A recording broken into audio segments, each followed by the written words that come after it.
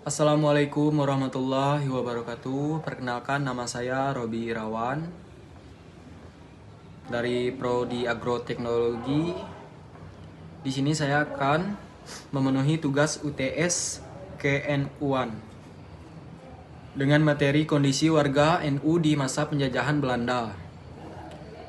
Pada masa penjajahan Belanda, warga Nahdlatul Ulama atau NU menghadapi berbagai tantangan dan tekanan. Mereka harus berjuang mempertahankan identitas, keagamaan, dan budaya di tengah upaya kolonialisasi oleh pemerintah Belanda yang berusaha mengendalikan kehidupan masyarakat. Pendidikan di pesantren. Yang pertama, peran sentral dan pesantren. Pesantren menjadi pusat pembelajaran dan pembinaan masyarakat muslim perdesaan, menyediakan pendidikan agama dan keterampilan hidup. Yang kedua, kurikulum berbasis kitab. Pengajaran di pesantren berfokus pada kajian kitab-kitab klasik Islam, tradisi keilmuan Islam yang kaya. Yang terakhir dan yang ketiga, materi pembelajaran interaktif. Santri berperan aktif dalam diskusi dan pengajian, mengembangkan kemampuan berpikir kritis dan retorika. Selanjutnya, peran ulama dalam mempertahankan identitas keislaman. Yang pertama, ulama sebagai panutan. Para ulama di pesantren menjadi panutan dan teladan bagi warga NU, membimbing mereka untuk tetap teguh pada ajaran Islam dan tradisi keagamaan. Yang kedua, pelajaran ilmu agama. Melalui pengajian dan pengkajian kitab kuning, para ulama menyampaikan pemahaman Islam yang komprehensif, menjaga warisan intelektual Islam. Berjuang melawan kolonialisme Belanda. Pertama, perlawanan bersenjata. Warga NU terlihat dalam berbagai perlawanan bersenjata melawan pasukan kolonial Belanda seperti perang di Dipanegara dan pertempuran Cilegon, mempertahankan kemerdekaan dan hak-hak masyarakat. Yang kedua, diplomasi politik. Para pemimpin NU juga memperjuangkan kemerdekaan melalui jalur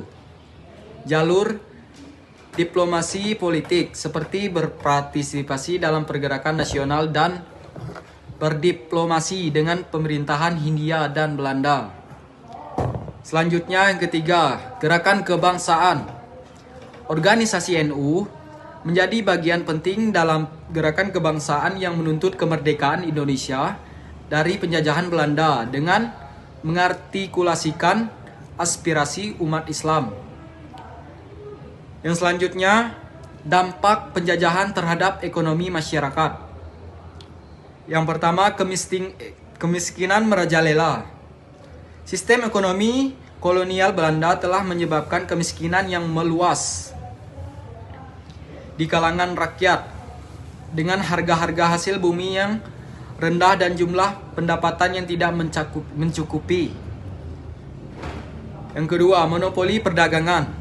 Belanda menerapkan sistem monopoli perdagangan, membatasi akses petani dan pedagang lokal untuk memasarkan hasil produksi mereka secara bebas. Yang ketiga, eksploitasi sumber daya. Pemerintah kolonial Belanda mengeksploitasi sumber daya alam Indonesia secara besar-besaran demi kepentingan ekonomi mereka, tanpa memperhatikan kesejahteraan lokal. Selanjutnya, ada juga tantangan mengembangkan sistem pendidikan nasional.